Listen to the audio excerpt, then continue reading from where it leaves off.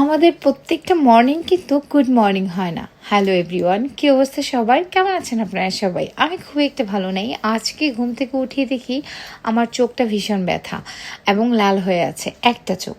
যাই হোক, আজকে সরকারি ছুটির দিন, হাজব্যান্ড বাসায় থাকবে, ভাবলাম একটি স্পেশাল নাস্তা তো অবশ্যই বানানো উচিত। বাট আমার চোখটা খুব একটা ভালো নেই, তাতে সমস্যা নেই। ভালো একটা ব্রেকফাস্ট বানালে মনটা ভালো হয়ে যাবে। তা আজকে বানাবো হচ্ছে আলু পরোটা। দেখি তো নিলেন, আমি আলুটা সিদ্ধ করে গ্রেট করে নিয়েছি। এখন ময়দার সাথে দিয়ে দিব কাঁচামরিচ কুচি, পেঁয়াজ কুচি, ধনেপাতা, আর দিয়ে দিব হচ্ছে চিলি ফ্লেক্স। সব কিছু একটা ব্যালেন্স মতো দিব, কারণ আমার ফ্যামিলির আমি ছাড়া সবাই ঝাল খুবই কম খায়। তাছাড়া মাম্মাম বাবাই সবাই কিন্তু আলু পরোটা খাবে, দ্যাটস আমি একটা লিমিট মতো ঝালটা দিয়েছি। তারপর এর সাথে লবণ আর তেল একসাথে মেখে নিব। আর হচ্ছে গিয়ে এটার সাথে একটু জলও অ্যাড করতে পারেন যদি ড্রাই ফিল হয়। আমার হয়নি, তো যাই হোক, এটাকে আমি 10 মিনিটের জন্য রেস্ট রেখে দিব। এই 10 মিনিটের মধ্যে আমি এটার সাথে খাওয়ার জন্য বাকি প্রসেসগুলো করে নিচ্ছি। যেমন ডিম ছাড়া পরোটা তো জমবেই না।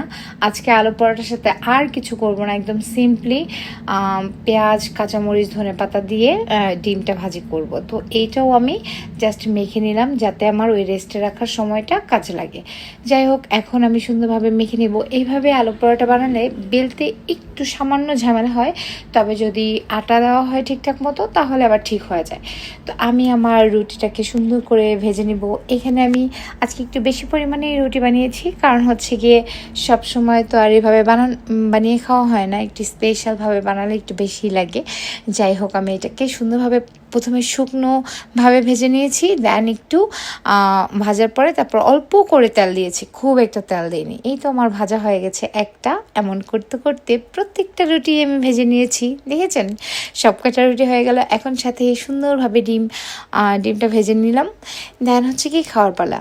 আচ্ছা, আলু পরোটা আপনাদের কাছে কেমন লাগে অবশ্যই কিন্তু কমেন্ট করে জানাতে ভুলবেন না। দেখেছেন আমার চোখের অবস্থাটা ভীষণ খারাপ। যাই হোক, একটা চোখ দেখলেই বুঝতে পারতেছেন। বাট যাই হোক, আপনাদের দিকে তাকাতে আমার কষ্ট হচ্ছিল, কারণ দেখলে ভয় লাগবে। তো আজকের মতো এই পর্যন্তই ছিল। কেমন লাগলো ভিডিওটি অবশ্যই কমেন্ট করে জানাবেন। Thanks for watching.